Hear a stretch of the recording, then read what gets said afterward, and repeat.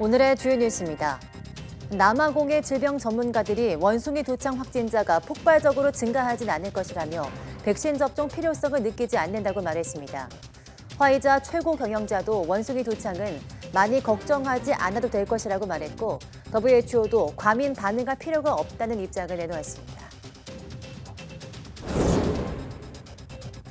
화이자가 북한을 비롯한 빈공국에 자사 코로나19 백신 등 의약품을 원가 수준으로 공급하겠다고 밝혔습니다. 대상국은 아프리카 국가들과 북한, 시리아, 아이티, 캄보디아 등 45개국이고 공급 대상 제품은 각종 백신과 암 치료제, 희소병 치료제 등 23종입니다. 사실상 제대로 된 치료제가 없는 치매 극복을 위한 새로운 방법의 치료제 개발이 활발히 이루어지고 있습니다. 임상시험에서 실패한 신약 후보 물질에서 치매 치료제를 재발굴하거나 치매를 촉발하는 단백질을 자가 포식하는 방법 등의 기술이 주목받고 있습니다. 세계 곡물 공급망이 타격을 받고 있는 가운데 대상 봉쇄를 했던 러시아가 곡물 적재 선박의 안전 통로를 제공할 준비가 돼 있다고 말했습니다. 하지만 러시아는 세계 식량 문제 해결을 위해서는 러시아의 수출과 금융거래에 가해진 제재 해제 등을 포함한 종합적 접근이 있어야 한다고 말했습니다. 한국은행이 지난달에 이어서 이달에도 기준금리를 0.25%포인트 올려서 연 1.75%로 운영하기로 했습니다. 이런 가운데 이달 초 기준금리를 0.5%포인트 올렸던 미 연방준비제도도 다음 달부터 2달 연속 금리를 0.5%포인트씩 추가로 올릴 것을 시사했습니다.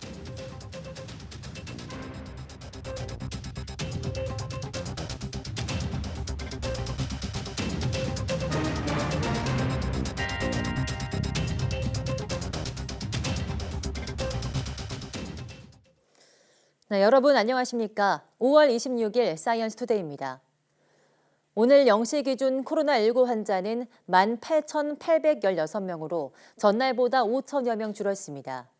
일주일 전 같은 요일보다는 9,000명 넘게 줄었습니다. 전반적인 감소세가 계속되면서 목요일 발표 기준 확진 규모는 지난 1월 27일 이후 17주 만에 가장 적습니다. 환자 감소 추세에 위중증 사망 피해도 급증 없이 안정적인 상황입니다. 위중증 환자는 전날보다 6명 늘어난 243명으로 8일째 200명대입니다. 하루 새 숨진 환자는 34명으로 27일째 두 자릿수를 유지했습니다. 오늘 0시 기준 전국 중환자 병상 가동률은 전날보다 1%포인트 떨어진 15.4%를 기록했습니다. 수도권 중환자 병상 가동률이 13.1%, 병상수가 적은 비수도권은 21.7%입니다. 재택치료 환자는 13만 4,928명으로 전날보다 5천여 명 줄었습니다. 이 가운데 집중관리군은 8,570명입니다. 코로나19 유행 감소세에 정부는 전담 병상을 계속 줄이고 있습니다. 지난달 중순 이후부터 현재까지 지정 해제한 병상만 2만 개가 넘지만 재유행으로 최대 20만 명이 확진되더라도 병상 대응에는 문제가 없다고 강조했습니다. 이영원 기자입니다. 코로나19 신규 환자는 이틀째 2만 명대로 수요일 발생 기준으로는 지난 2월 2일 이후 16주 만에 가장 적었습니다. 주간 평균은 2만 2천 명대, 직전 주보다 23%나 줄었습니다. 3월 3주차에 오미크론 유행의 정점이 나타난 이후 이번 주가 이제 9주차입니다. 계속 감소세를 유지하면서 모든 방역 지표는 안정적으로. 유행 감소세가 계속되면서 위중증 환자는 일주일째 200명대, 사망자도 4주 가까이 두 자릿수를 유지하고 있습니다. 이러한 상황에 맞춰 정부는 코로나19 전담 병상을 줄여왔는데 지난달 18일부터 최근까지 지정 해제한 병상만 2만 개가 넘습니다. 유행 정점기였던 지난 3월 최대 3만 3천여 개에 달했던 병상은 단계적 감축으로 현재는 1만 개에 못 미칩니다. 전담 병상은 크게 줄었지만 여름이나 가을철 재유행이 오더라도 대응에 문제 없다는 게 정부 평가입니다. 재유행이 온다고 했었을 때 전문가들의 예측은 한 10만에서 20만 정도를 내외를 보고 있습니다. 그 병상들을 감안했을 때는 저희들이 한 15만에서 20만 정도는 대응 가능하다고 판단하고 있기 때문에 올해 말까지 거점 전담 병원이 운영되는 데다 남는 병상을 7개 권역별로 공동 활용하면 최대 20만 명까지는 수용할 수 있다는 겁니다. 이외에도 정부는 긴급 치료 병상을 추가 확보해 오미크론이 아닌 신종변이 발생에 대비할 방침입니다. YTN 이영훈입니다. 북한이 코로나19 관련 발열자가 10만여 명 늘었다면서도 사흘 연속 사망자는 발생하지 않았다고 주장했습니다. 북한 조선중앙통신은 국가비상방역사령부를 인용해서 그제 오후 6시부터 24시간 동안 전국적으로 신규 발열자가 10만 5,500여 명 발생했다며 이같이 전했습니다. 지금까지 알려진 북한 누적 발열자 수는 317만 380여 명이며 누적 사망자 수는 68명입니다. 제약사 화이자가 북한을 비롯한 45개 빈곤국에 코로나19 백신 등을 원가 수준으로 공급하기로 했습니다. 화이자는 스위스 다보스에서 열린 세계 경제 포럼에서 자사 제품 23종을 영리를 추구하지 않는 방식으로 빈곤국에 공급할 계획이라며 이같이 밝혔습니다. 45개 대상국 대다수는 아프리카 국가들이고 북한과 시리아, IT, 캄보디아 등 의약품 접근성이 매우 제한된 나라도 포함됐습니다. 공급 대상 제품은 모두 23종으로 각종 백신과 암 치료제, 희소병 치료제 등이 포함됐습니다. 미국 제약사 화이자의 앨버트 불라 최고 경영자는 세계 곳곳에서 퍼지고 있는 원숭이 두창에 대해서 많이 걱정하지 않아도 될 것이라고 말했습니다. 불라 CEO는 현지 시간 25일 스위스 다보스에서 열린 세계 경제 포럼 회의장에서 기자들과 만나 현재까지의 데이터는 원숭이 두창이 코로나19와 같은 감염병처럼 쉽게 전파되진 않는다는 점을 시사한다고 밝혔습니다. 그는 모든 정보를 다 가진 건 아니지만 자신이 아는 바로는 많이 걱정할 만한 것은 아니라고 전했습니다. 다만 그렇다고 해서 우리가 안심해도 된다는 뜻은 아니라며 상황을 예의주시해야 할 것이라고 덧붙였습니다. 남아공의 질병 전문가들이 원숭이 두창은 코로나19처럼 확진자가 폭발적으로 증가할 것으로 생각하지 않는다면서 대량의 백신 접종 필요성을 느끼지 않는다고 말했다고 로이터 통신이 보도했습니다.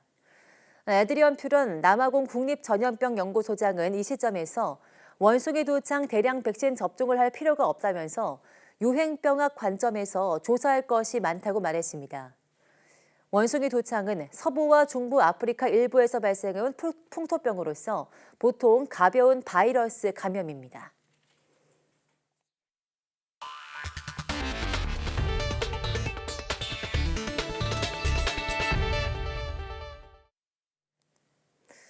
고령화의 그늘로 불리는 치매는 아직 효능이 뛰어난 치료제가 개발되지 못한 상황입니다. 이에 따라서 기존과는 다른 새로운 방법의 치료제 개발이 전 세계적으로 한창인데요. 새롭게 동이 트고 있는 치매 치료제 개발 현황을 이성규 기자가 취재했습니다. 65세 이상 노인의 10% 이상이 앓고 있는 퇴행성 뇌질환 치매. 고령화가 빠르게 진행되면서 치매 환자는 급증하고 있지만 정작 미국 FDA 승인을 받은 치매 신약은 단 한 개뿐입니다. 이마저도 효능이 20%대에 그치는 등 논란이 일면서 이제는 새로운 방식의 치료제 개발이 요구되고 있습니다. 국내 연구진은 항암제와 같은 기존 약물이나 임상 이상에서 실패한 치매 신약 후보 물질 가운데 새롭게 치매 치료제를 발굴하는 연구를 진행하고 있습니다. 특히 치매 환자에게서 유래한 뇌 조직 유사체인 오가노이드를 만들어 약물의 효능을 동물 실험보다 더 정밀하게 평가하는 시스템을 구축했습니다. 거기다가 기존에 FDA 승인을 받은 약물이나 임상시험에서 실패했던 그런 약물들을 처리하면서 효능이 있는 마커를 골라낼 수가 있습니다. 그렇게 되면 이게 이제 임상시험으로 넘어갈 때 훨씬 효능을 잘 보이는 약물들을 미리 한번 고르고 갈 수 있기 때문에. 연구진은 지난해 항암제 2종에서 치매 치료제 가능성을 입증했고 후속 연구 결과를 곧 발표할 예정입니다. 또 다른 국내 연구진은 불필요한 단백질을 제거하는 세포 내 자가 포식 기능을 활용한 치매 신약을 개발하고 있습니다. 치매 환자에게서는 비정상적인 단백질이 응집하는 현상이 일어나는데 자가 포식 기능을 더 활성화해 이런 단백질 응집체를 없애는 겁니다. 단백질이 이상 응집체를 형성하고 그 이상 응집체에 의해서 그러니까 몇몇 뉴런들이 그러니까 민감성이 올라가면서 세포 사멸로 없어지는 케이스들을 말을 하거든요. 근데 이제 그런 단백질 이상 응집체를 제거하는 가장 첫 번째 세포 내 반응이 오토파지입니다. 현재 자가포식을 활용한 치매 치료제 개발은 전 세계적으로 활발히 진행되고 있으며 해외에서는 이미 임상 이상에 진입했습니다. 현재까지 치매 원인으로는 비정상적인 베타 아밀로이드와 타우 단백질이 가장 주목을 받았고 대부분 치매 신약은 이를 겨냥해 개발되고 있습니다. 하지만 이런 방식으로 개발된 치매 신약이 효능 논란이 일면서 새로운 치매 개발 전략이 제2의 치매 신약을 앞당길 것으로 기대되고 있습니다. YTN 사이언스 이성규입니다. 에너지 산업 최대 규모의 국제 행사인 세계 가스총회가 대구에서 열리고 있습니다. 코로나19 일상 회복 이후 국내에서 대면으로 개최되는 최대 규모 국제 행사인 만큼 관심이 쏠리고 있습니다. 허성준 기자입니다. 가스 산업의 올림픽이라 불리는 세계 가스총회가 대구에서 개막했습니다. 미국의 엑손모빌과 영국의 BP그룹, 프랑스 토탈에너지 등 80여 개국 470개 에너지 기업들이 참여했습니다. 국제가스연맹과 세계석유총회 등 에너지 관련 국제기구와 함께 다양한 에너지원 활용과 탄소 중립 등 현안을 놓고 머리를 맞댑니다. 특히 러시아 우크라이나 전쟁으로 불거진 글로벌 에너지 위기의 해법을 찾는 데 중요한 역할을 할 것으로 보입니다. 특히 유럽 지역에서는 에너지 안보에 관한 이슈가 굉장히 컸었습니다. 어떻게 하면 에너지를 장기적으로 안정적으로 공급할 수 있느냐 하는 게 중요한 이슈가 되기 때문에 이번 회의에서는 그런 에너지 안보 문제도 크게 저희들이 다루리라고 생각을 합니다. 세계 가스총회는 3년마다 열리는 가스 분야 최고 권위의 민간 국제회의입니다. 규모가 크고 파급 효과도 상당한 만큼 대구시는 대구 엑스코를 증축하면서까지 사활을 걸고 유치했습니다. 대구를 방문하는 해외 등록자만 2,000명이 넘어 생산 유발 효과가 1,180억 원, 부가가치 유발 효과는 540억 원에 달할 것으로 예상됩니다. 수도가 아닌 도시에서 개최되는 것은 대한민국 대구가 처음입니다. 그만큼 중요하고 큰 대회를 대구에서 개최해서 앞으로 마이스 산업과 또 에너지 산업에서 가장 큰 주목을 받을 것 같습니다. 전 시장에서는 세계 굴지의 에너지 기업 150개 업체가 수소연료를 비롯한 에너지 신기술을 소개하고 정보를 교환합니다. 우리 기업에게는 글로벌 기업과의 교류와 신사업 창출의 기회가 될 것으로 보입니다. YTN 허성준입니다. 농촌의 밭이 아닌 도심 건물 안에서 농사짓는 식물 공장이 관련 기술의 발달로 진화를 거듭하고 있습니다. 외부 환경 변화에 구애받지 않고 안정적으로 농산물을 생산할 수 있어서 미래 농업의 한 모델이 될 것으로 보입니다. 보도에 김학무 기자입니다. 겉보기엔 보통 제조장으로 보이지만 내부에는 시설하우스처럼 온갖 채소가 자라고 있습니다.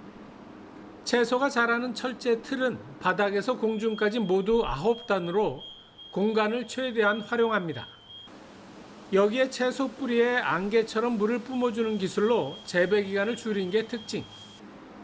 덕분에 같은 면적의 밭보다 생산량이 50배나 많고 물 사용량이 일반적인 수경 재배의 10%에 불과해 폐수 걱정도 없습니다. 뿌리가 공기 중에 노출이 되어 있어서 산소 투과도가 높고 뿌리가 잘 자라서 영양분 흡수가 잘 되기 때문에 생육 속도가 매우 빠릅니다. 도심 속의 이 점포도 실은 채소 농장입니다. 역시 여러 개의 재배틀에서 채소가 자라는데 재배틀 끝에 물고기가 잔뜩 든 수조가 있는 게 특이합니다. 물이 수조와 채소 재배틀을 순환하는데 물고기에서 나오는 유기물에서 채소가 영양을 흡수하고 정화된 물을 수조로 보냅니다. 물고기의 배설물이 만드는 자연 비료로 식물을 키우니까 식물 자체의 어떤 세포 조직도 굉장히 더 치밀하고 야채 고유의 향과 맛도 좋고 식감도 좋고.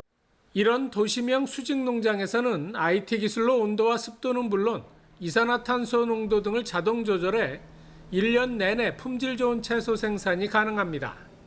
기술 개발, 판로 개척, 투자 유치 등 사업화 전주기를 지원함에 따라 돈 버는 농산업체로 성장할 수 있도록 적극 지원할 예정입니다.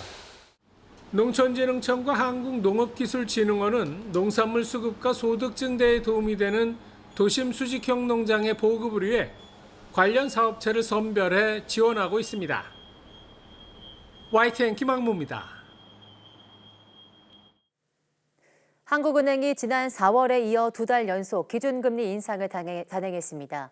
한국은행 금융통화위원회는 오늘 오전 통화정책방향회의를 열고 기준금리를 0.25%포인트 올린 연 1.75%로 운영하기로 했습니다. 한국은행이 2달 연속으로 기준금리를 올린 건 2007년 8월 이후 14년 9개월 만에 처음입니다. 경기 둔화 우려에도 기준금리를 다시 한번 높인 건 소비자 물가 상승률이 5% 육박하는 등 고물가 현상이 장기간 이어지고 있기 때문으로 풀이됩니다. 또 미국의 중앙은행인 연방준비제도가 기준금리를 빠르게 올리는 추세여서 한미의 기준금리가 역전될 가능성이 제기되는 점도 영향을 미친 것으로 보입니다.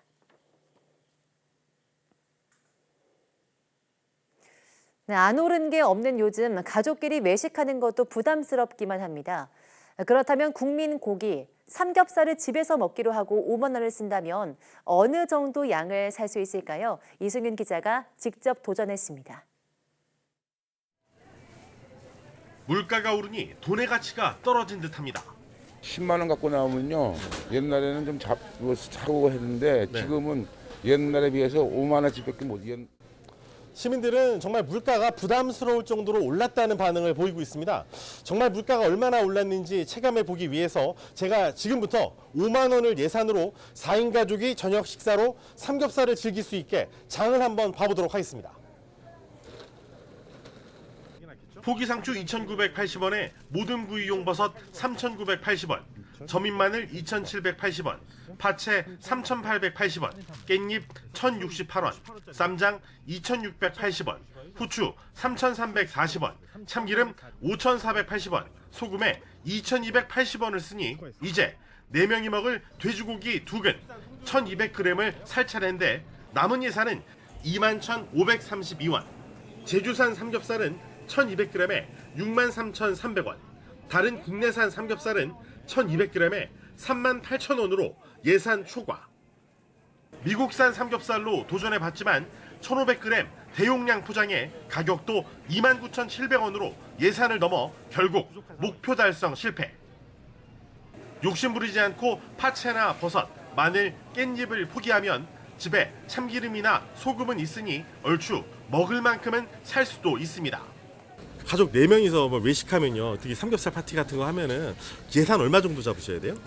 4명이서 하면 그래도 한 10만 원, 15만 원 그 선에서는 잡고 먹는 것 같은데 저희 좀 많이 먹어가지고. 네. 네.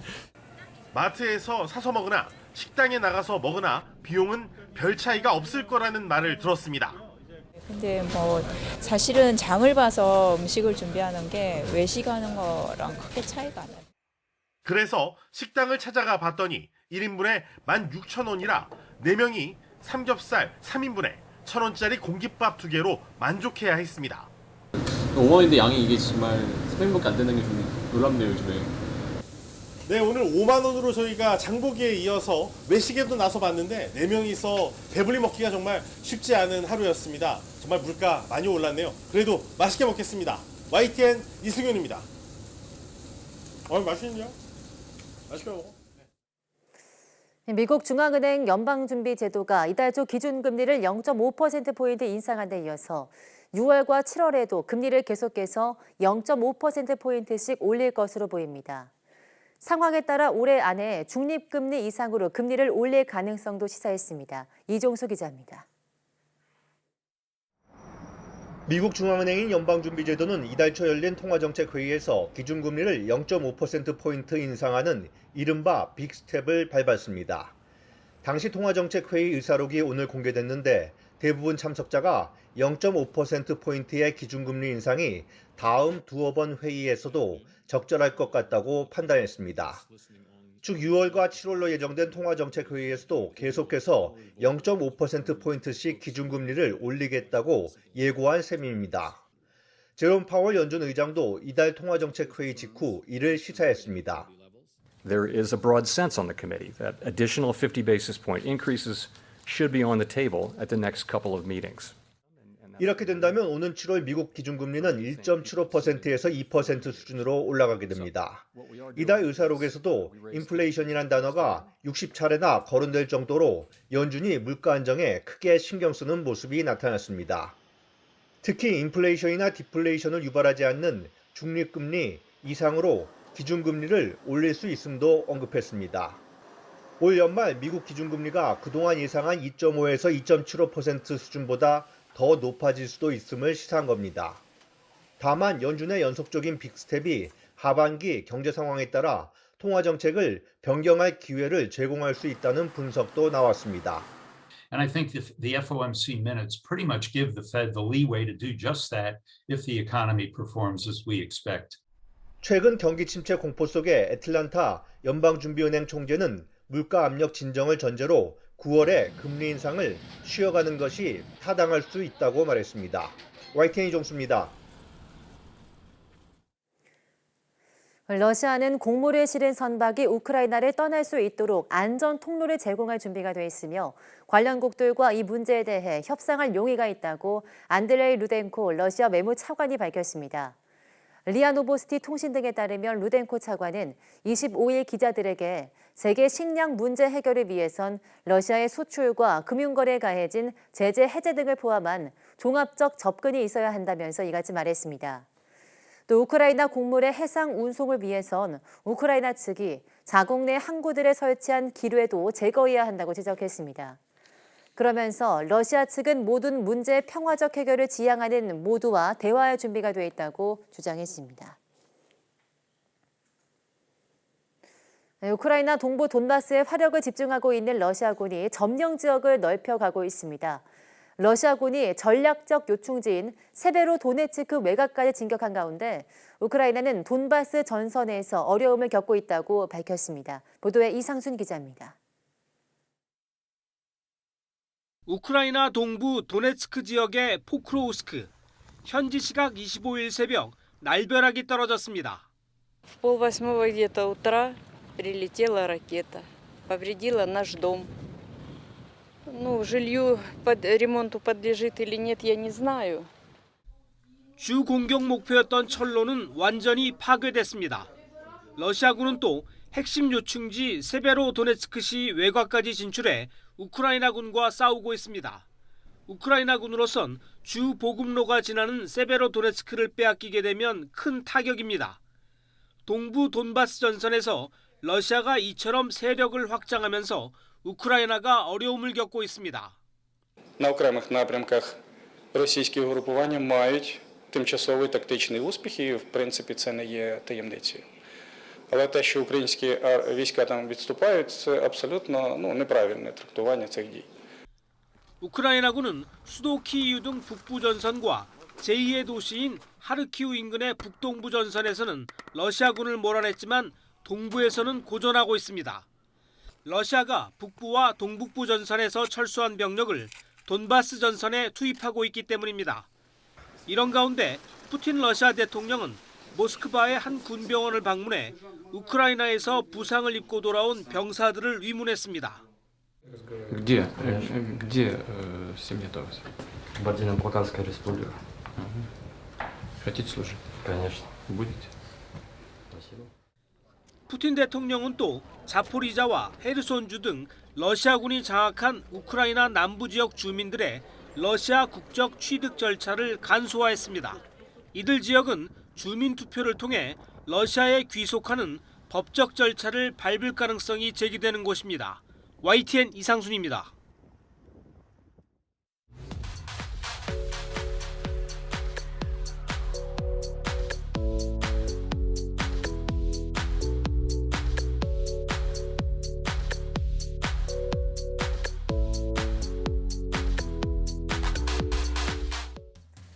네, 얼마 전 2019년에 인류가 최초로 포착한 블랙홀 M87 영상에 이어서 두 번째로 촬영에 성공한 궁소자리 A의 사진이 공개됐습니다. 이번 블랙홀 관측에는 우리 천문연구원 9명도 참여했는데요. 오늘 오후 사이언스투데이 과학의 달인에서는 블랙홀 관측에 직접 참여한 한국천문연구원 손봉원 박사 스튜디오로 초대해서 자세한 이야기 나눠보겠습니다. 많은 시청 바랍니다. 함께해 주신 여러분 고맙습니다.